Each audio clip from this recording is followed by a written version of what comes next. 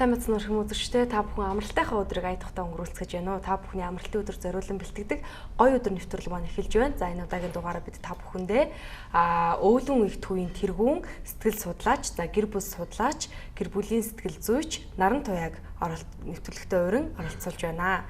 За таны өдрийн мэндийг хүргье. Баярлалаа. Та бүхэнд энэ өдрийн мэнд хүргэе. Түүний өмнө танд бас гэр бүлийн хүмүүс зориулан янз бүрийн бас зөвлөгөө өгч хүн бүрт гэр бүлийн боловсрал болгон зорилго тавьж ажилладаг танд баярлалаа гэж үзэгчдийн өмнөөс хэлье. Баярлалаа та нарт бас урьж оролцуулсанд. Юуны өмнө яриагаа хоёлаа гэр бүл хэмээх ойлголтоос эхлэе. Гэр бүл гэж яг юу юм бэ? Бид нар бол ер нь хүүхд төрүүлээл за хамтарч амьдрах хэл гэр бүл гэж ойлгоод байдаг. Яг цаад мөн чанар нь юу байдаг юм болоо. Тэгэхээр хүн үргэлж аз жаргалд амар амгаланд хүн үргэлж гэгээрэлд хүрэх, хүн үргэлж одоо энэ хорвоо ертөнцийн оргил дээр хүрэхийг хүсдэг тийм ээ. Хүн төрснөөсөө хойш л ганц хүсэл нь бол аз жаргалыг хүсдэг байх гэж байна. Аз жаргалыг хүмүүс өөр өөрөөр тооцоолсон байдаг. Зарим нь гэр бүл уснаар аз жаргалтай байх, зарим нь оюун ухаантай байснаар, эрдэм номоор явснаар аз жаргалтай байх, зарим нь хөдөлмөр хийснээр аз жаргалтай байх, зарим нь их олон хүүхэдтэй болсноор аз жаргалд хүрэх, зарим нь ганцхан хүүхдийг яа гэтэл тийм ээ час хийтэл өсөхийг аз жаргал тооцох байдаг. Их олон зүйлийг аз жаргалаар төсөөлдөг. Тэгэхээр энэ олон төсөөллүүдийн огтлцол нь хүн ер нь л одоо санаа зовх зүйл амар амгалан тийм нэг орчин энэ хорвоо ертөнцөөс хайгаад байдаг байхгүй юу? ертөнцийн энэ олон улс орн 200 гаруй улс их орн байгаа. Эсвэл нийгмийн гэдэг Монгол орн дотор байгаа 3 сая хүнч байдаг юм уу? Эсвэл гэр бүл дотор байгаа тэр 2 хүн 5 хүнч байдаг юм уу? Энэ дотроос нэг өөрийн гэсэн тэр нэг амар амгалан өөрийнхээрээ байж болдог тийм буланг хайгаад байдаг. Энийг гэр бүл гэж нэрлэж байгаа. Энд бол одоо хайр дурлалаас үүссэн хүн гэдэг амьтан дурлал хайрын төгс төгөлдрийг хийхин төлөө хичээл зүтгэл гаргаж байна. Далаа гэдэг гэр бүл гэдэг их далаа дотор сэлүүрдэж явж байгаа. Тэгээ нэг далаа нь эрэгтэй, нэг далаа нь эмэгтэй хүссэн үсэг хоёр эрэгтэй хүн аз жаргал төдийлэн сайн хүрч чадахгүй. Яг л дундаас нь хүүхд төрөхгүй учраас хүн ер нь л одоо энэ хорвоо ертөнцид их л жоохон зүйлийг хүсдэг. Амар амгалан аз жаргалыг л хүсдэг юм. Тийм ч учраас одоо зохиол, шүлэг, яруу найраг одоо юу л байдаг бүх зүйлд аз жаргалыг л хайсан хүмүүс дүүрэн тийм ээ. Дуу дуусан ч хайрыг хайсан, аз жаргалыг хайрсан хүмүүс дүүрэн. Тэгээ энэ хаана байна? Энэ гэр бүл дотор байна. Хайрын төгс төгөлдөр орчин сүм гэдэг бол гэр бүлгээд ойлгочих хэрэгтэй. Тэгээ энэ бол нөхөн үрчхэн, хүнээр хүн хийдэг хүмүүжлийн яам. Тэгээ гэр бүл гэдэг хизээч ерөнхийлөгч сайдын солигддгүй юм цорын ганц орчин. Тэгээ нөхөр нь хүн хөтлөө ерөнхийлөгч байна.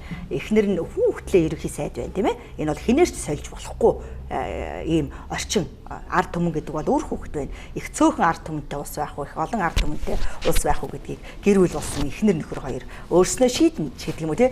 Ер нь бол одоо улс их орон үндэстний жижигрүүлсэн хэлбэр, ертөнц хорвоогийн жижигрүүлсэн хэлбэр бол гэр бүл. Гэр бүлийн ач холбогдсон талаар танаас асууя л да. Хурим найр хийх, за тэгээ гэрэлдээ баттуулах гэдэг бол бас ёс зүйн хэрэгэлтэй. Тэгээд энэ зүйлүүдийг хийснээр ер нь гэр бүл илүү батчдгоо, гэр бүл илүү одоо сайхан амьдрдгоо.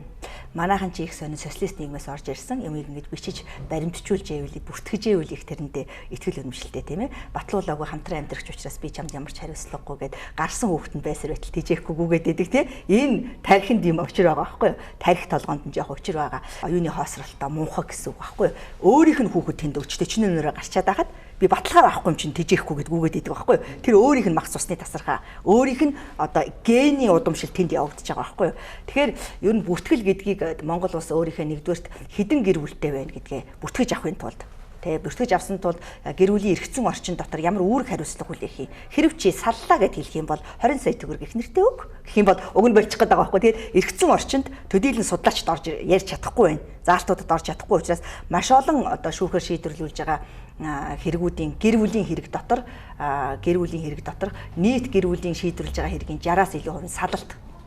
Гэрэлсэн жил дотроо гэрэлж байгаа 15 мянган хосын 50% жилдээ салдаг. Жилийн дараа салцсан байдаг. Гэрэлтийн бүртгэл зайлшгүй хэрэгтэй. Гэхдээ миний мэдхийн одоо нэг 60, 70, 80 оны үед гэрэлсэн хүмүүс бол бараг л баталгаа хийлгээг өнөөдрийн хүртэл бараг явж байгаа. Миний үеийнхэн жишээлбэл баталгаа авахгүй хэрнээ яг батлууснаас илүү хариуцлагыг үүрээд явж чадж байгаа. Тэр үеийн хүмүүсийн ухамсар өндөрт байсан. Тэр үеийн одоо төр засгийн бодлого илүү нарийн байсан байхгүй юу? Хүндээ чиглэсэн. Чи яа гэр бүлтэй болохгүй чамаас татвар авнаа. Чи яа хүүхэд төрүүлдэггүй насан туршид чамаас татвар авнаа гэдэг ч юм уу тийм ээ. Ийм татварын системээр ч юм уу төр засгаас нь гэр бүлийн хүний хөгжлийн асуудал дээр маш ингэж гүнзгий орж өгчээсэн учраас тэр үеийн хүмүүс гэдэг арай өөр байгаа. Тэгээ одоо үеийн залуучууд бол гэр бүл аль болох батлуулахгүй. Тэр бүтээл бүр нэг охинтой үерхгүй магадгүй нийт 7 охинтой 10 охинтой зэрэг үерхнэ гэдэг ийм өрөөсгөл үзэгдэл яах юм би үерхэж олон ганцхан охинд баригдхийн нэмэр олон тооцоор ярьж болж байна. Олонтой харилцаа тогтоож болж байна. Энэ эцсийн бүлэгтээ өөрийнхөө тийм ээ амьдрал руу харуулж сутгаж байна. Өөрийнхөө үеийн үед 200 300 жилийн үр төлийн амьдралд адгуус амьтны харилцааг нээж өгч гин гэдэг. Хялбар аргаар маш их мөнгөтэй болох, хялбар аргаар байшинтай болох, хялбар аргаар машинтай болох, зөв зүгээр л ингээл хөлс гаргахгүй л байж итэл л өмч хөрөнгө баялаг ороод ирнэ ингээл залуу үе бол арай л эндүү бодоод байгаа. Эннээс болоод гэр бүлийн асуудал материалын зүйл дээр шууд уялдаж өгч байгаа. Нийт 1000 компани жишээлбэл Монгол оронд байгуулагдахад 60% нь жил дотроо салж байгаа. Дампуурч байгаа. Компани одоо эдийн засгийн асуудал, гэр бүлийн асуудал шууд уралтай болчиход байна шүү дээ. Шууд холбогдолтой болчиход байгаа шүү дээ. Тэгээд энэ асуудал дээр одоо бас гэр бүлийн асуудлыг илүү өргөн цар хүрээтэй бодож эхлэх цаг нь болсон. Энийг манай телевизээс ч байгаа бүх хүмүүс, ялангуяа залуучууд тэгээ маш их сайхан бодож аль болох хараалаар ярихгүй хантайгаа үр хүүхдтэйгээ аль болох ерөөлөөр ярьдаг. Тий аль болох ойлгохыг хичээдэг. Ойлгохгүй бол бодож хоны ямаргааш ойлгочих магадгүй гэж их нэртэй нөхөртэй хэлж сураасаа. Тий одоо ойлгохгүй байгаа шүү дээ. Гэхдээ шууд урдаас нь ингэж зөрж исэн даруул тий бодоод хоны би надад чийгс ойлгож чадахгүй юм байна. Тэгээд шууд ингэж эсэргүүцснээс бодоод хончоход ингэ эвлэрээд хайр их байгаа газар хүмүүс үг яриахаа бараг болчихдээ. Хайр байгаа газар их яриа хийдэг хайртай хүмүүс. Бие бинийгээ хүмүүжүүлэх гэсэн, бие бинийгээ одоо чичлэх гэсэн, дарамтлах, басамжлах гэсэн ийм одоо эцэг хийн дурсах гэсэн чадваргүй бүх зүйлийг гүйцээж өгнө гэж өгнө гэрэлсэн шүү дээ. Гэтэ нөгөө чадваргүй зүйл дээр нь нэлээд яриа хийх гэдэг байхгүй. Энэ гэр бүл болсон хүмүүст бол байж боломгүй асуудал. Нэлээд ганц биеэр амьдарч байгаа 3 янзын хүмүүсийн дийлэнх нь энэ хайртай сонгосон хүнтэйгээ ойлгохыг хичээгээгүй, тэр залуу 100% итгэхийг хичээгээгүй, тэр бүсгүйг дэмжихийг одоо өөрийнхөө зориг болгоогүй бол нас алдсан байдаг. Тэг хүн үргэлж дэмжүүлэх дуртай, хүн үргэлж хайрлуулах, халамжлуулах дуртай, хүн үргэлж зөөлхөн үгээр бие биентэйгээ яриулах дуртай. Тэгэхэд их муухай үгээр ярьдаг. Ялангуяа ирчүүд бүсгүй хүнд бол ганцхан л зөөлхөн дуу хоолоогоор өөрийнх нь охинтой ярьж байгаа юм шиг л яриад өгчих. Тэгэл тэд нар ч улаан тугаа мандуулаад бүх юм хийчих штэ тийм ээ. Гэрээ цэвэр чинь хоолоо хий чинь бүх юм аяа чинь ганцхан л тэр бүсгүйг л одоо дорд үсгээл болчих. Тэр бол одоо хороо ертөнцийн эмэгтэй хүний төлөөлөл юм шүү дээ л гэд ботчих. Тэгээд л тэр бүсгүй улаан тугийг мандуулаад тэр баялгийг чинь бүтээгээл тэр олон хүүхдийг чинь төрүүлж өсгөөл тэгэл чамаагийн чинь хатан хааны байр суурин дээр суулгачдаг байхгүй тэр бүсгүй. Залуучууд маань ер нь гэр бүл зохиоход их эртэж гин л гин ер нь зориглож бас зүрхэлж чаддгүй. Ер нь ганц бие хүмүүс гэр бүл болохын тулд өөрөө сайн хантай уулзахын тулд ямар байх хэрэгтэй гэдэг юм бол яаж энэ сайн ханыг сонгож гэр бүл болдох юм бол тий. Хүн чанарж явах хэрэгтэй байгаа. Хүн шинжих чадварыг их өндөрт гаргах хэрэгтэй байгаа. Эмийг бол шинжихгүй байгаа. Харилцаа хийхин тулд чи унших хэрэгтэй. Уншсан хүнийг харилцаа хийнэ. Уншаагүй муухайг нэг харилцаа хийнэ. Тий. Тулах тойрсон, явцуурсан болгон эзнээ хорлдог. Цараалаг харсан 20 30 50 жилийн цаатыг харсан яриа болгон үг болгон эзнээ жаргалд хүргэдэг. Тийм учраас эмэгтэйчүүд бол маш их уншиж, тий. Академик гэж ярьдаг. Математик, монгол хэл, газар зүй, шүүх, эдийн засаг биш. Энэ чинь жижигхэн хэсэг нь. Үндсэндээ хүн байх тухай цагаан сэтгэлтэй байх тухай. Одоо маш их хар сэтгэлтэй бүсгүйчүүд их болцсон. Хорон санаатай бүсгүйчүүд гэж ярьдаг шүү дээ. Шолмос гэж ярьдаг тийм ээ. Их ууралж байгаа. Тий. Бид өөрсдөө шолмос гэж хэлж сурах хэрэгтэй тийм ээ. Их сайхан цагаан сэтгэлтэй бусдын хүүхдийг өөрийн хүүхчийг хайрладаг. Бусдад өөрийнхөө мэдсэнийг харамгүй өгдөг тийм ээ. Нөхөртөө ятгахтаа тусалчдаг. Хайртай гэж хэлсэн нөхөртөө ч тусалдаг. Харам байгаа байхгүй юу бүсгүйчүүдэд. Тэгээ сайхан эмэгтэй гэж хэлэх үү. Нөхөртөө өгөж мартаж сурах хэрэгтэй. Зориулаад мартаж сурах хэрэгтэй. Туслаад мартаж сурах хэрэгтэй. Дэмжиж мартаж сурах хэрэгтэй. Өгсөн болгоно мартах хэрэгтэй. Аимшигтай. Гэвч мартах хэрэгтэй гинэ. Үндсэн зарчим нь. Тэгээд авсан болгоно санах хэрэгтэй. Залуу чамд өчүүхэн төдий сэтгэл гаргахад л чи тэрийг насан туршдаа санах хэрэгтэй. Тэр сансан зүйл дээр чинь эвлэрэл явагдаж идэг, ойлголцол явагдаж идэг. Гэхдээ чи энэ чинь хаалга тогшоод оройд орж ирдэг шүү дээ. Тэгээ юу ч өгдөггүй гэж бол. Гэхдээ нэг хаалга тогшоод орж ирдэг. Тэгээ би яаж энийг чинь өршөөх үү? Тэгээ ганцхан хоосон орж ирдэг. Тэжээл хоол барихгүй орж ирдэг. хэлэхгүй тий. Хайртай гэж хэлдэггүй ингээд байдаг байхгүй. Хэлэх албагүй. Тэд чи хэлэх дурггүй тий. Асуугаараа нөгөө 15 20 жил амьдэрсэн хүмүүс чинь эхнэртэй хайртай гэж хэлэхэ болчдөг байхгүй. Ер нь эрэгтэй хүн хайртай гэж хэлэхдээ маш дурггүй шүү дээ. Маш дурггүй. Тэр хүмүүс хаалга тогсож чинь хайртай гэдэг ийм үг байхгүй юу? Хажууд чи хэвтэж гэнэ үү? Хэвтэж гэнэ. Дурлцсан байна гэсэн үг. Тэгээ тэрийг хараад орчуулга хийцсуур. Тэг яахыг хэлүүлж аман ангаахгүй ангарах гаргийнхын чинь тий чам дурлсан учраас чиний хажууд хэвтлээ. Хэлэхгүй байхгүй юу?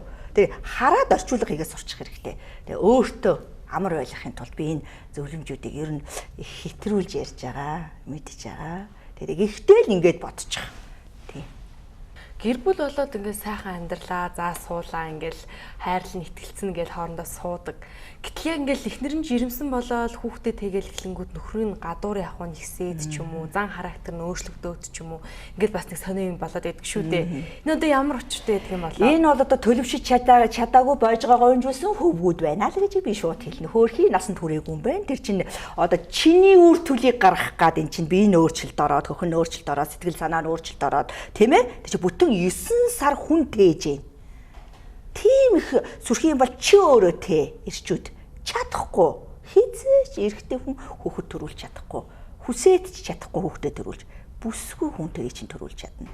Тэгээ бүсгүй хүнийг жаахан ч гэсэн үр хүүхдийн тээгээд явж ах 9 сарын хугацаанд нэлээд хүндэтгэл үзүүлээд, хайрлж инкрилээд, ягаад бол ирээдүйн хүүхдийг суур өвчнгөө гаргаж ирэхийн тулд, сэтгэл зүйн ийм хямралгүй гаргаж ирэхийн тулд эцэг нь хүүхдтэйгээ хэрхэн хөвлөд байхад нь хөөхөн гидсий нийлээд хүү минь охин минь санжин шиг хурдан гарч ирээрээ гэж ингэж ярьж явах юм бол тэр бүсгүй маш их амар тайван маягаар өвдөлтгүй төрдөг. Хизээч хийсвэр хийж байгаагүй бидний өвгдөөс өөрөө төрүүлчээд орж ирдэг. Энэ чинь сэтгэл зүйн хувьд 9 сар нөхөр нь амар амгалангийн оронд байлгасан байна л гэсэн үг байхгүй. Маш гоёыг харуулдаг. Хамгийн гоё цэцэг жимсийг харуулдаг. Хамгийн гоё байгальд аваачдаг. Хамгийн гоё агаартай газар хөтөлж аваачдаг. Хамгийн гоё үгээ хэлдэг тэр бүсгүүд. Энийг залуучууд хийхгүй байгаа. Айгу харамсалтай, үнэхээр харамсалтай. Бүсгүүчүүд хүүхдийн тээсний төлөө би ганц бий боллоо. Хүүхдийн тээж өгсөний төлөө би ийм доромжлыг амслаа. Хүүхдийн тээж өгсөний төлөө гэж зөвлөгөө авах гэж ирдэг. Тэгээ энэ бол их хэцүү, ирчүүд жоохон бодох хэрэгтэй. Бүх зүйлд гарц байгаа. Танд толгой дотор чинь та ганцхан хүсэхгүй байгаа. Та хүс, та тэмүүл, тэгэл бүх зүйл ойлголцол төрнө. Хүрнэ шүү дээ. Зүү хаашаа утас тишээ гэж бас нэг Монгол ардны сайхан үг би. Зүүн нэмэгтэй хүн, утас нь эрэгтэй хүн гэдэг шүү дээ.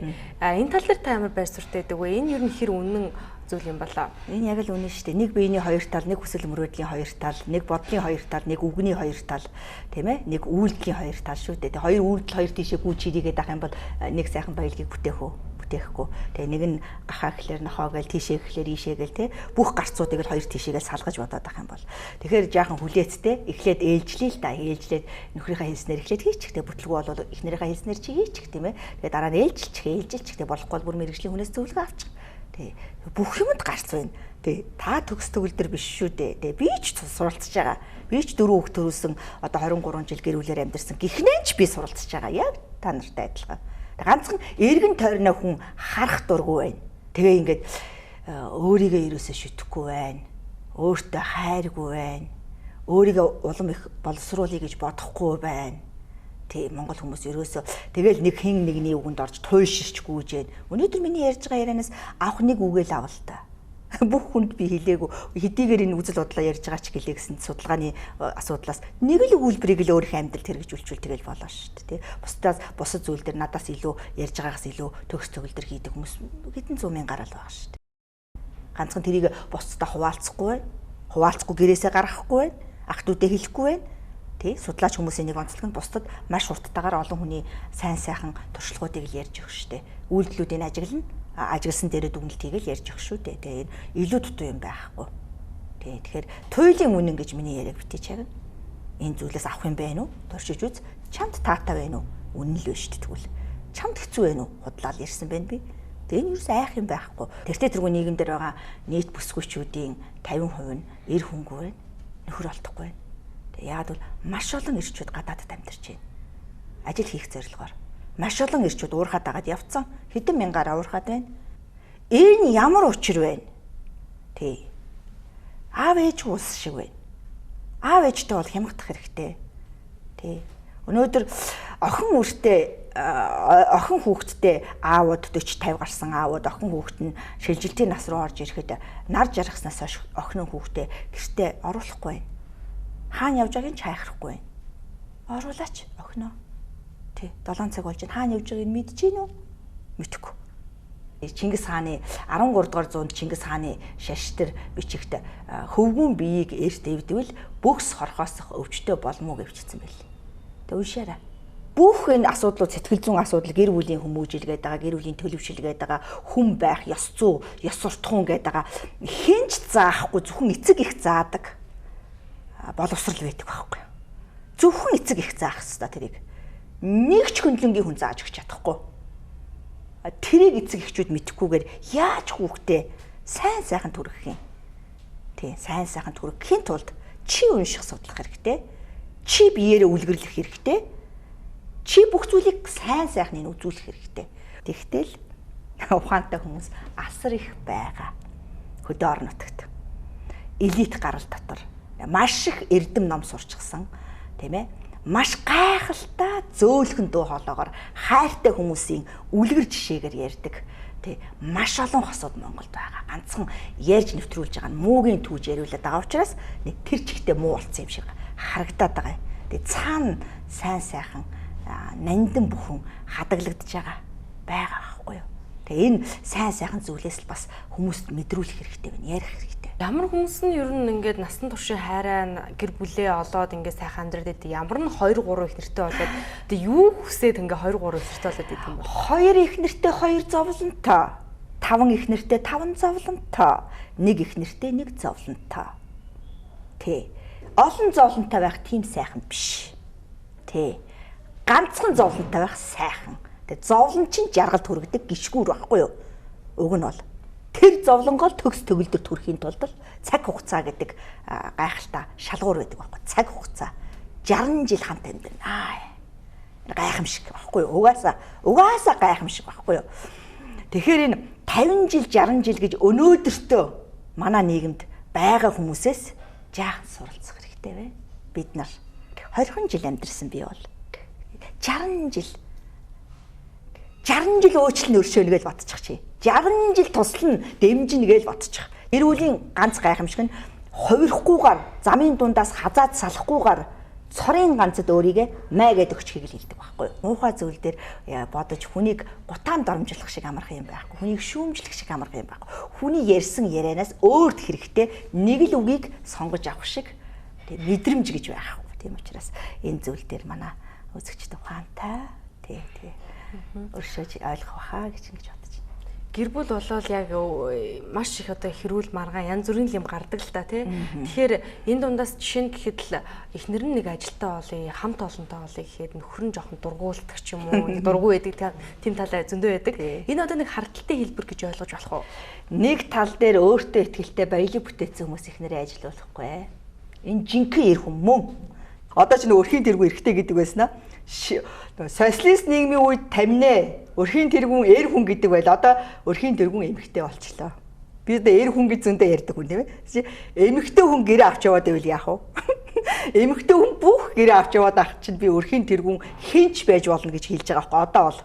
Одоо шинэ цагийн сургаал бол хэн оюунлаг чадварлаг өөрийнхөө удам судрыг авч явах чадaltaй байна. Тэр өрхийн тэргүүн. Том хүн өрхийн тэргүүн байж болно шүү дээ. Гисэн ч өрхийн тэргүүн болсон гэсэнд нь бусдад муу хандах ёстой гэдэг бас ойлголт бас байна. Ааваас бас тийм ээ мөнгөөр шийдэхгүйгээр аавын амьдралын ухаан гэж бас байдаг байхгүй юу? Аав шуналгүй мөнгө олдоггүй. Аав үгээ хэлдэг. Ямар нэгэн шийдвэр гаргахад үгээ хэлэхэд аавын зааснаар явах юм бол чи саяыг олох байсан бол аавын зааснаар явбал 10 саяыг олно. Бүх хүн харилцан бие биенээ хүндэтгэл байхгүй болохоор л гэр бүл сарндаг, хэрүүл тэмцэл гардаг, өдөр тутмын явган хэрүүл гэж ярьдаг тий. Тэр явган хэрүүлээс бол зайлсхийх хэрэгтэй. За юу. Тэгэхээр ийм энгийн байгалийн хуулийн дагуу бичигдсэн хуулинд захирагддгүү. Бидний зохиогоод байгаа хууль бол юу ч биш.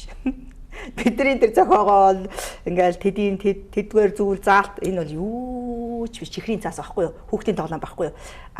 Байгалийн хууль. Нүдэрээ хараад үйлдэл хийгээд харилцдаг энэ хууль гэдэг бол бид нар чинь толгой дотороо бодсноороо ярьж байгаа шүү дээ. Болцлын хууль гэж нэг айхтар юм байт юм шиг байна тий. Хин илүү хүчтэй энергитэй байна. Тэр нь сор татаж авна шүү дээ. Сав. Эхлээд ингээд гэрэлж явах явцад эхнэр нөхөр хоёр хоорондоо ижлэхэн байдгийг. Нөхөр бол эхнэрээ нэг татчих хэмжээнд сэтгэлд нь багтцсан байдаг байхгүй юу. Тэгээ яаж хөгжөөх вэ? Яаж инээлэх вэ? Энийг яаж дурлуулах вэ гэж ерөөхдөө бол мэдэн шүү дээ. Хөөхий тэр хоёр чинь сайн төлөвшөж чадаагүй шүү дээ. Амьдралаас сайн муу юм мэдэхгүй. Тэгжээтэл нь ингээд татаад авсан явж итэл нь зэрэг хөгждөггүй. Эхнэр нөхөр хоёр ингээд уг нь зэрэг хөгжүүл хамт амьдраад байгаа юм. Мэдээлэл өгөх хэрэгтэй байдаг байхгүй нөхөртөө. Жишээлбэл би сурсан мэдсэн бүх зүйлээ хурдан өөрийнх нь ойлгох хэлээр нөхөртөө ингээд сонсдогч хамаагүй ингээд хаарданд нь бичсэн байх хэрэгтэй байхгүй ингээд яриад ингээд хэлсэн байх хэрэгтэй. Хүмүүс нуугаад байдгийг сайн уу? Нөхрөөсөө нууж болохгүй шүү дээ. Нөхрөө мэдээлэлээр хангахгүй бол нөхөр чи хоцрогдчихно. Нөхөртөөгөө мэдээлэл зэрэгцэж явж ижил хамт амьдрал. Тэгээ хүмүүс төрүүлчихдэг. Хань ижлүүд ингээд эхлээд гэрлэхдээ 10 жилийн өмнө адилхан байсан байхгүй тэр хоёр оюутан байхдаа. Тэгээд дараа нь 5 жилийн дараа болохоор эхнэр нь төрүүлээд явчихдаг. Ихэвчлэн нөгөө яагаад гэвэл энэ нийгэмд чинь уян хатан байх чадвар эмэгтэйчүүдэд илүү байдаг нөө. Энэ нийгэмд уян хатан байх уян хатан байх хувьсаж өөрчлөгдөх чанар хамгийн их хэрэгтэй. Японууд тийм ээ 80 нас хүрээд хүүхэд нохоон доог болохын тулд хүүхдүүдтэйгээ зэрэгцэж ярихын тулд дээд сургуульд орж байгаа байхгүй. Японд 80 нас хүрсэн хүн дээд сургуульд орж ийн 50-та залуу, 60-та бас залуу, 70-та бас залуу, 80-та бас залуу, тийм 80-та залуу ахгүй юу? Нас тооштой зөвхөн бүхэн аз жаргалтай байх ёстой. Бүхэн инээх ёстой. Энэ чинь эм штэ. Тэгээ шинжилгээ ухаан, эрүүл мэндийн шинжилгээ ухаан тогтоосон штэ. 10% зөвхөн хийж байгаа тарианаас эмчлэгдэнэ. 90% сэтгэл зүй ахгүй юу? Сэтгэл зүй гой зүйлүүдийг сонсчээ толгоондоо. Тэгээд их гоё амьдрал толгой дотроо хийчээд тий дархлаатай болно гэдэг чинь гаднаас хинч муу мухай юм ярьсан инээж олно. Залуучууд маань ер нь гэр бүл болно гээл өшөж нөхөрлөл явдаг мөртлөө яг ингээл гэр бүлийн босго алхахаал эхлэнгүүд болиол буцаал ингээл тий энэ яагаад ингээд энэ нөгөө араа байртай болчоод машинтай болчоод дансандаа нэг 20 сая төгрөгтэй болохоор гэрэлдэг гинэ. Нэг ийм үлгэр зохиочч сүүлийн 20 жил хов хоосон бахта гэрэлдэг байхгүй юу? Уг нь бол бүр ингээ хоёр зүрх байхад л гэрэлдэг байхгүй юу? Ингээл явхад л тэр жижигхэн тэр нэг байшин тэр машин төмөр мөмөр те хөрхийдээ төмөр мөмөр ороод ирнэ штэ. Гол нь хайр. Нэгдсэн хоёр хайрын зүрх рүү бүх мөнгө орж ирдэг. Сарнсан ганцаараа байгаа зүрх 10 20 жил хөөхий хамаг баясах хэвээр үр хүүхэд гаргах хэвээр насаа ганц биеэр явцсан байдгийг хизээч тийм ээ эрүүл ухаантай хүн 40 хүрчээд хүнтэй суухгүй ингээ цагаан морьтой ханхуугаа хүлээж ирнэ. Чи тэмцэх ёстой шүү. Бүсгүйчүүд өөрийн нөхөр болох хүнийг хаана байна гэж асууж байна. Хаана байд энд байна хүрээд хань болох хүнийг баялагтай болсны дараа гэр бүл болдог гэдэг асуудал байхгүй. Эцэг эхчүүд нь яг социалист нийгмээс ирсэн болохоор тэр болгон байшин барилга авч өгөөд чадахгүй. Бид нар чинь өөр нийгмээс ирсэн эцэг эхээсээ одоо нэг ширхэг халбахч гуйж чадахгүй. Тэгээ өөрсдөө л бор зүрхэндээ итгэж л өөрсдөө л нэг нэгээр 80 авсан, нэг нэгээр нь самт ширээ авсан, нэг нэгээр нь юмаа цуглуулсан. Энэ цуглуулж байгаа процесс үйлдэл бат бэх амьдралын суурь болдог. Гинт бүх юмтай бол тийм ээ? Гинт бүх юмтай залуутаа суучлаа гэж бодъё. Маргааш л хэрэлдэнэ. Ягаад ч гэсэн хэрэлдэнэ. Тэ бэлгийн юмтай хүнтэй сууж байгаа хүн бол хэрэлдэх нь ойлгомжтой шүү дээ, тэ өөрчлөлт харахад. Тэгэд жов гэхлээр гарахаас өөр аргагүй. Аваад гарах гэсэн чинь миний юм бий ч алга. Энэ би аваагүй л, энэ би аваагүй л, энийг би аваагүй л, энэ тол би аваагүй л. Бүх юм би аваагүй. Тэр залууг их байхгүй юу? Ийм амьдралыг л одоо залуучууд үүсгэх гээд байна. Тэрнээс биш одоо ер нь бол эцэг эхийн бүтээсэн хөрөнгөч бараг л өөрсдийнх нь биш шүү дээ. Амтгүй шүү дээ. Ухаантай хөрөнгөтэй эцэг их бол хүүхдтэй били юм өгдөггүй. Маш ухаантай гэр бүлүүдийн маш олныг мэднэ. Тэгээ гудсан дээр л унтдгийг. Тэгж байгаа л өөрсдөө ор авдгийг, өөрсдөө одоо хөгжим юу телевиз юу гэдгийг бүх юмаа өөрсдөө л өрөөндөө авдаг. Энэ бол амьд байхдаа эцэг их нь хүүхдээ амьдралын ухаанд сургацсан байна гэдэг мундаг эцэг эхчүүдийн зарчим. Бэлэмжлүүлж болох. Амаа ангаас ангахаа болно. Өөрөө хүсэж, өөрөө зорж, тэмүүлж, хөлсөө урсгаж, туссан хөлс болгон шагнал туссан нэг ширхэг хөлс болгон мөнгө хөлс гарахаа бэлдсэн байхгүй хүмүүс. Хөлсөө гарга. Сэтгэл гарга. Оюун ухаанаа дайчил. Янз янз штэ. Оюун ухаан дээр ажиллагаа хийдэг мөнгө олдог хүмүүс байна штэ. Биеийн хүчний ажил хийдэг хүмүүс байна штэ.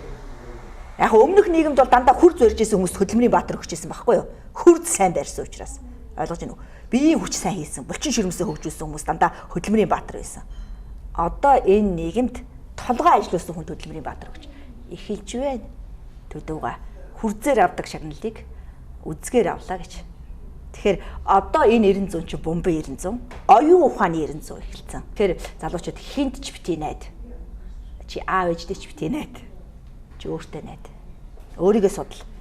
Өөрийгөө судалсан хүн хүнийг судалж гэрэлдэг байхгүй юу? Өөрийгөө судлаагүй хүнийг судалж гэрлэнэ гэж байхгүй. Байхгүй. Эхлээд өөрийгөө судал. Тэгээд судалсан дээр би юунд дуртай, юунд дургу хэл. Тэг би энэ дургу гэдгийг хэлдэг байхгүй юу? Эхлээд хэлсэн бол тий асуудал үүсэхгүй байлаа. Би ийм муу зантай, би ийм сайн зантай, би ингээр инээдгий штэ, би ингээр ууралдгий штэ. Яар эхлээд. Тэр хүүхэн бодно штэ. За ингэж болохгүй нэ. Ингэж болох нэ. Тактик боловсруулна штэ. Тэг 3 янзын хань байгаа гэр бүлийн дотор. Заяаны хань байна. Хамтран амьдрагч байна. Тэ. Зүгээр зүрх сэтгэлгүй зүгээр таарсантайгаа амьдрсэн хүмүүс маш олон болцсон. Зүгээр таарсантаа нэг тооцоолт хийгээд байшинд нороос уч. Заяа гэдмэл насан туршийн хань. Алт эрдэнэс шижир алтнаас ховор болцсон. Энэ яагаад ховор юм шиг вэ? Бага төвчээр алга. Амьдрч гэр бүл үүсгэсэн хүмүүс замын дундаас хазаагаад байна. Төвчээр алга. Шижир алт болохгүй байна. За энэ ханаа юу гэвэл яаж болдг юм? Өөрийгөө маш их сайхан төлөвшүүлэх хэрэгтэй. Төлөвшүүлэхэд бол уншиж судлах хэрэгтэй. Чи хаанаас үүснээ мэдэх хэрэгтэй. Чи юу хүсэж байгаагаа мэдэх хэрэгтэй. Чи амьдралын хувьд учрыг гаргах хэрэгтэй. Байгаа зүйлдээ сэтгэл ханамжтай байх хэрэгтэй. Тэ. Чиний өнөөдөр амьдарч байгаа байдал чиний чадвар шттэ. Чи хинт бухимдах гээд байгаа. Хинт уураа гаргаад байгаа юм. Чиний байж байгаа чинь ердөө л энэ шттэ. Байж ил та. Илүү бод, илүү сэтг, илүү хөлс гарга, илүү цаг зар, илүү мөнгө олно. Олон хүний өмнө хариуцлага өөр. 100 хүний өмнө хариуцлага өөр. Илүү мөнгө хүсээд өөр. 1000 хүний өмнө хариуцлага өөр. 1000 хүнийг хоолтой байлга. 1000 дахин их орлого орж ирнэ. Ганцхан өөрийнх нь төлөө ажилладаг. Нэг л хүний цалин орж ирнэ шүү дээ. Чи яах вэ? Яаж чадахгүй? Хүн өөрт байгаа өгдлөө харалтаа. Чи юунд чадварлаг юм? Чи судалж чадна шүү дээ. Хин ч чамайг судалж чадахгүй. Тийм учраас хүн өөрийнх нь сэтгэл дотор байгаа агуур өнгөх хэрэгтэй. Өнгөйгээд харах юм бол тэнд чинь нэг алтны зурус байгаа. Тэр лүгэ малталт хий. Гадагшаага бити гой хувц өмсөж, гой брэнд ярьж гүгээдэ. Дотгошоогоо малталт хий. Тэн дотор чинь л тэр бом төгрөгний үнэлшгүй их алт эрдэнэс чиний сэтгэл зүрхэн дотор байгаа. Гадна байгаа бүтээсэн бүх зүйлийг хүн хороогоос явахдаа орхиж явдгийг. Сэтгэл дотор нээсэн бүх олдуруудыг аваад дараа төрөлтөө очино. Амнаасаа гардаг үг толгой дотор бодож байгаа бодлыг удирдан залахыг хүн болно гэж балхааж яваа хэлсэн байдаг. Хүн хизээ өөрийгөө хянж сурна. Хүн хизээ өөрийгөө удирдах сурна тэр үед л хүн болно. Бусад удирдах чадахгүй, хянаж чадахгүй, хүслийг хязгаарлаж чадахгүй бүх үедээ адгуус. Эхлэн нөхөр хоёр бие биенээсээ авах ёстой тэр сайхан зүйлээ өөр хүнээсээ хайж, өөр хүнээс ингэж олох нь одоо хэр зөв юм болоо. Дүр эсгсэн эхнэр, дүр эсгсэн нөхөр нууц амаргийг хай. Маш олон дүр эсгсэн эхнэр нөхрүүд Монголын үндэстнийг үүсгэж байна. Эхнэр юм шиг дүрт тоглож байна. Нөхөр юм шиг дүрт тоглож байна. Чин сэтгэлээсээ нөхөр эхнэр байхгүй байна гэсэн үг. Өрсөлдөхгүй байна. Дүр эсгсэн эхнэр нөхрүүд нөхрөө татж авахын тулд, эхнэрээ татж авахын тулд, жаргуулж цэнгүүлэхийн тулд маш их хөгжих хэрэгтэй байна. Хөгжих боловсролыг авч болно шүү дээ. Тийм ээ? Хөгжихгүй байгаа учраас хөсөр хаягдсан байна. Хөгжиж цэнгүүлж чадхаа байсан байна. Үргэлж үгээр басамжилдаг болсон байна. Ялангуяа 50 гарсан, 60 гарсан эмэгтэйчүүд дэндүү басж гин эр хүнийг. Та түрүү хэллээ л дээ салт төр нэг ихсэж гин гэд тэгж чинь нэг байтугай нилээд хий салцсан хүмүүсээс зөндөө байна. 2 3 ч юм уу тий. Энэ хүмүүсийн сэтгэл зүйн ямар болчдөг юм бол яагаад ингэ байн салаад идэг хинд нь буруу байдаг юм болоо. Хамгийн их зовлонтой хүн бол ганц бие хүн шүү. Өвчтөе хүн биш, тахир дутуу хүн биш. Ганц бие хүн хамгийн их зовлонтой. Тэр жаргалын төлөө л салаад байгаа. Тэр буруу тооцоолчол салаад байгаа. Салахгүй байжэт сайхан болно гэдгийг л тэр ойлгохгүй байгаа. Бүр эцсийн тулд хүн болгоныг өөрчилж ажиллагаа цаг хугацаа зарах юм бол хийж болно үг нь. Тэгээс салаад байгаа. Тэгэл одоо хүүхдүүд цаана унчирч जैन. Дахир дутуу хүүхдүүд гарч байгаа. Сэтгэлгээний хувьд аав ээж өсөж байгаа хүүхдүүд бол сэтгэлгээний хувьд маш их дахир дутуу хүүхдүүд гарч байгаа. Ичиж зовдөг, өөрийнхөө байж чаддаг, оролцож чаддаггүй тийм ээ. Хүсэж мөрөөдөж чаддаггүй ийм хүүхдүүд л маш олноор гараад байна гэсэн үг шүү дээ. Тэгээ эр хүнийг л өөрийнх нь судал дээр л суулга. Эр хүн гэрийн хоймор эзлээл тэгэл зүгээр л байж хөдөлгөөч гэсэн байжлыг. Гэр дүүрчгийг. Дараа нь хүүхэн хөдөлдөг байхгүй юу? Нөхөр л хоймор дүүргэж лээ. Нөхөр зүгээр л хоймор дүүргээл мангаагаа суугаад ах уу? Хүүхний хийж байгаа хөдөлгөөнийг харчаад нөхөр үргэлж энээс илүү хийх юмсан гэж тооцоолт хийгээл нэг сайндаа 2-3 жил суулгах бах. Тэгэл босоод явахт л бэлэн байж. Тэгэхэд л басамжилчдаг байхгүй хүмүүс. Жаргал зовлон хар цагаан. Тэгэхээр үргэлж л жаргах нь гэж бодоод байгаа хүүхнүүд. Зовж байгаа чинь жаргалын суурь болдог гэдгийг л мэдэхгүй байна. Нөхрийнхээ хийж байгаа зовлонг нэмгэлж жаргал болгож өгнө гэдэг дээр л гэр бүл болдог байхгүй юу? Хүн болгоны 740 мянган өрх гэр Монголд амьдарч байл хүн болгоны амьдралын соёл өөр. Тэвчээс миний үгийг нөө туйлын бүх хүн ингэдэг юм шигээр бити бодоол гэж би ганцхан гуйгаад байгаа тийм ээ. Гэр бүлийн харилцаанд сэв суухгүй, хайрын харилцаанд тийм ээ гэмтэл өчрүүлэхгүй байх үрчлэн сэргийлэх арга бол нөхөртэй итэг. Нөхөр асуудал үүссэн ч гэсэн өөчилж өгж байгаа дахиад итэг. Өсгөө хүний хувьд. Ийм асуудал байна л да. Эрэгтэй хүн нэг ажиллаад хараад нэг ёс юм шиг гэртээ орой ирдэг. Эхнэр нь хүүхдээ хараад бас нэг ёс юм шиг хоолоо хийгээл хүлээж идэг. Ямар ч амьдралын тийм баяр баясгалан байхгүй. Зүгээр нэг л хэвэн яг тэгэл өглөө нь бас нөхөр ингээл явдаг. Өдөр нь эхнэр хүүхдээ үлдээдэг. Хүүхдээ хараад үлддэг.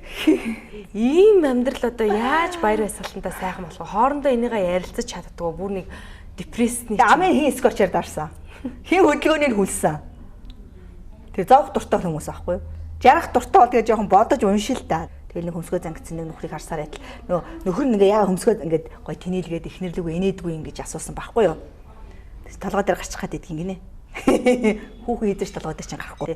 Бидний нууц түлхүүргээл ном уншаад энэ номоо уншаад юугаа ч ойлгодог. Уг нь бол тэгэл амнаас гарсан үгэл амьдрал дээр хэрэгжиж ийн гэдэг л байгаа. Тэгэл л амнаас л аимшиг үгнүүдийг л зүгээр ингээл пулмач шүшиж байгаа шүү дээ бид нар чаа. Нөхөр лүгэ. Тэ. Дэлхийн 3 дугаар дан гэр бүл рүү орсон гэж чи мэдэх үү? Дэлхийн 3 зарлагдахгүй байгаа биз? Гэр бүл рүү орсон шүү дээ. Тэгээ хин ч хэдэрийг гэр бүл судлаач л мэднэ. Ерөөсөө тэр пулмат тэгэл одоо тэр нөгөө зэвсэг гранат марнат байна шүү дээ. Дэлбэлдэг. Тэр мөрчин бол ингээл ам дотор л явж байгаа шүү дээ. Үгнүүд. Инээдтэй хошин шог гэр дотор явж байгаа шүү дээ. Хүн очиж тэр хошин шогийнхан бол тэр өөрсдийнх нь амьдралыг өөрсдөнд нь үзүүлэл мөнгө хийчихэж байгаа байхгүй юу? Өөрсдөнд нь үзүүлэл мөнгө хийж. Тэгээ өөрсдөө тэрийг мөнгө хийхэд яадгийн тэргээрээ тийм мөнгө хийж болдог л бол уг нь бол болно шүү дээ. Тэгэхээр хүмүүс их сонио. Айгүй сонио хүн гэдэг амьтан хязгааргүй ертөнц гэж бол үнэн. 100 тэрлэн эдсэн айрма хаашаа удирдах явуулах уу? Хаашаа удирдах өхүүлэх үү? Энэ миний дотор байгаа гар хөлийг чинь би л хөдөлгөж байгаа юм байна үст. Одоо хүн хөдөлгөнө гинэ намайг. Яг одоо толгойг хүмүүс их болцсон л доо.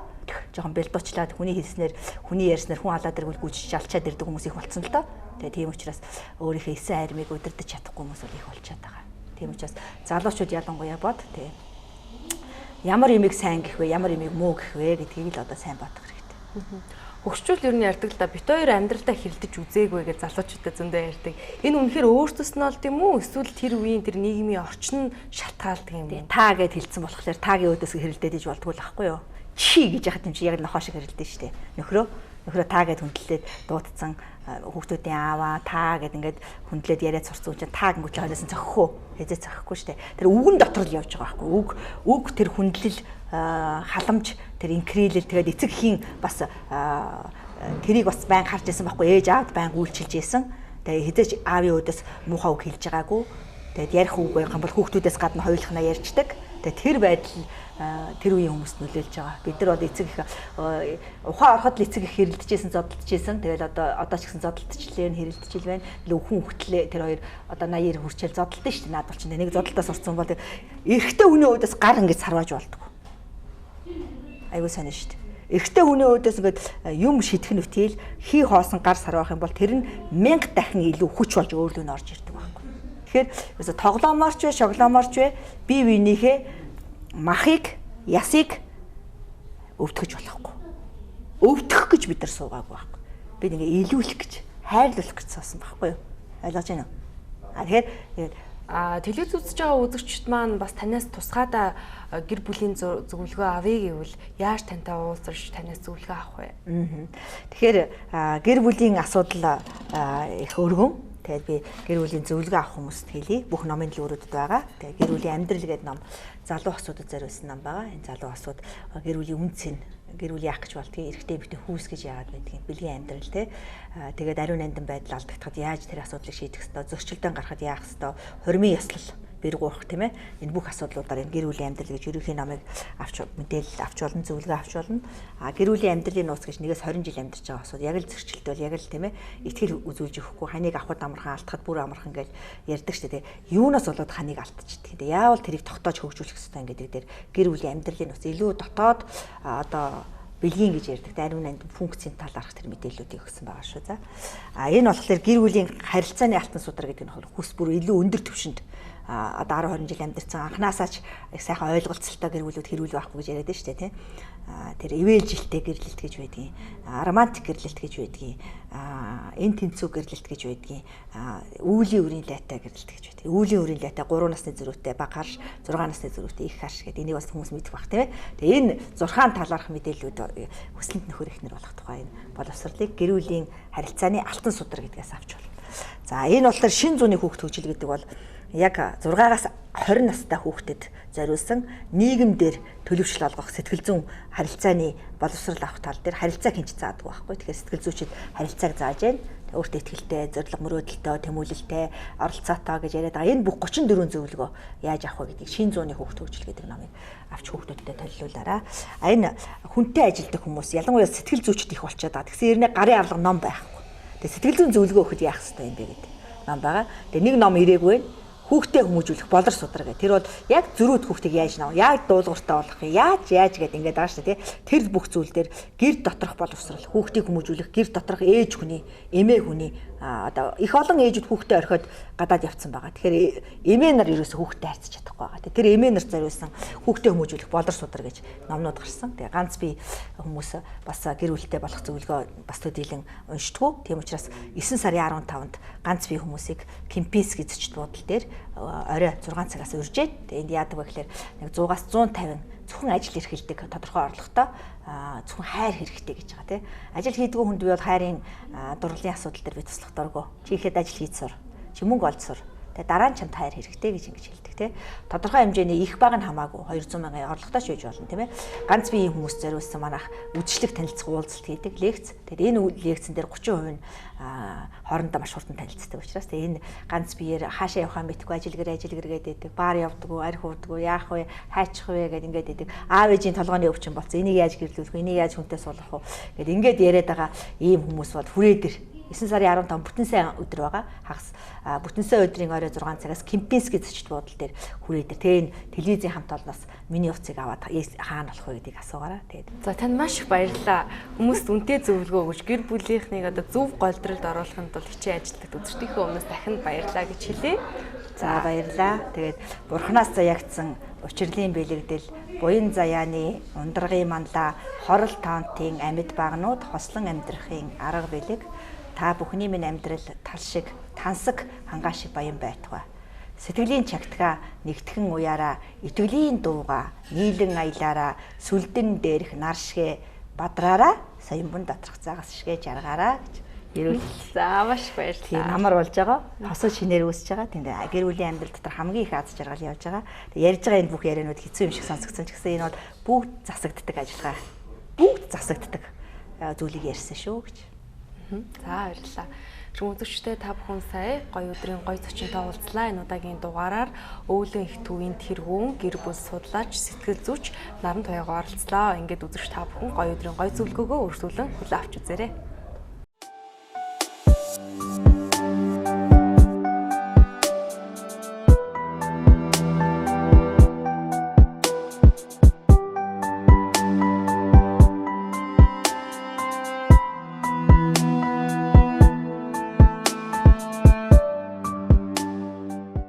Бөглөрөл үүсэх эрсдэл хамгийн багатай цагуудад замд гарах хэрэгтэй.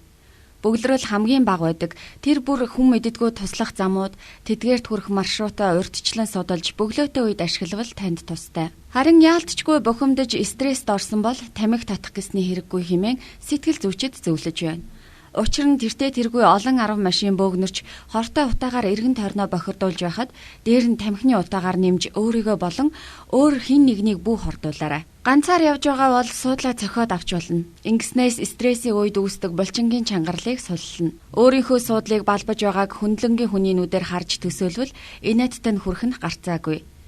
Харин инээд бол стресс тайлах хамгийн шилдэг аргуудын нэг юм шүү. Стресст орох үед хүний амьсгалын давтамж аяндаа нэмэгддэг. Иймд бөглөрөл нилээд удах янзтай бол нүдэн анин амьсгалынхаа давтамж дээр анхаарлаа төвлөрүүлэн аажмаар удаан тайван болох хэрэгтэй. Бухимдлаа төвчгэд бэрх болсон бол цонхоо хааж байгаад зарим хүний хэлэх дуртай хараалын үгийг чанга хэлж уураа гаргасан ч болно. Ингэхдээ хин нэгнийг харааж зөхөх бус харин сэтгэл хөдлөлөө илэрхийлэх замаар бухимдлаа тайлж байгаа төдий гэдгийг мартаж болохгүй. Гэхдээ мэдээж дэргэд чинь хүүхэд эмэгтэйчүүд найз нөхд чинь байхгүй ганцаараа яваа үед л энэ арга тохиромжтой гэдгийг бүү мартаарай. Бөглөрөлтөнд орж гацсан байх үед тайван байх нь хамгийн чухал. Радио хөгжим сонс. Хурдлан давхих үед тэр бүр чухал зүйлийн талаар таатай эргцүүлэн бодох завдал олддоггүй шүү дээ. Тэгэхээр өчигдөр амжуулсан ажил өнөөдөр амжуулах гэж байгаа ажлынхаа талаар сайтар бод. Олдож байгаа цагийг бухимдаж уурлахын оронд өөртөө ашигтайгаар эргүүлж сурах хэрэгтэй. Таны эргэн тойронд болж байгаа бүхнийг огт хөндлөнгийн хүний нүдээр хараад үз. Яг зурагтын нэвтрүүлэг эсвэл баримтат кино үзэж байгаа мэт. Ээлдэг бусдыг хүндлэх энгийн дүрмийн дагах нь мэдрэлийн энерги хадгалахад чухал үүрэгтэйг санаж байх хэрэгтэй. Хамгийн наад зах нь бусад жолооч нар өөрт чинь яаж хандаасаа гэж хүсдэг вэ? Яг тийм байдлаар тэдэнтэй харьц. Бусад жолооч явган зорчигчдод ойлгомжтой үйлдэл хийж байх хэрэгтэй. Бусдын гаргасан алдаанд хүлээцтэй хандаж сурах хэрэгтэй. Өөгүй хүн гэж байхгүй гэдгийг санаарай. Эгнээгээ солих эсвэл төрж орж ирэх гэсэн жолооч нарт зам тавиад өгчөхөд буруутгах зүйлгүй.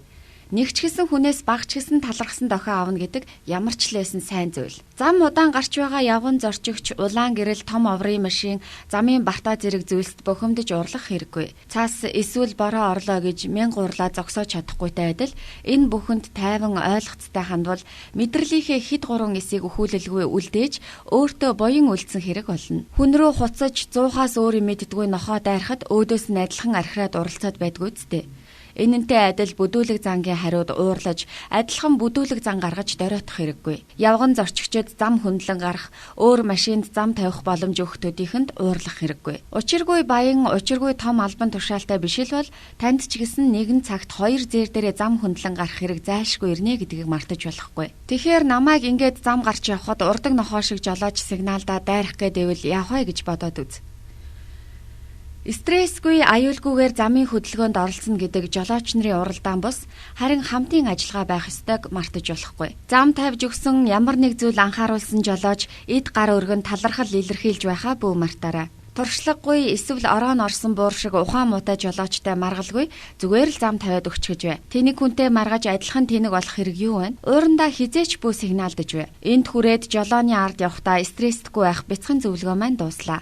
Ингээ та бүхэн замын хөдөлгөөндөө соёлтой оролцоорой. Хүмүүст та бүхний амралтын өдөрт зориулан бэлтгэдэг гоё өдөр нэвтрүүлгийн удаагийн дугаар өндөрлөж байна. Энэ удаагийн дугаар та бүхэн таалагдаж, за бидний бэлтгэсэн нэвтрүүлэг маань та бүхний өдөр тутмын амьдрал хэрэг болно гэдэгт бид итгэж байна. Ингээд дараагийн дугаар хүртэл түр баяртай үзэгчтэй.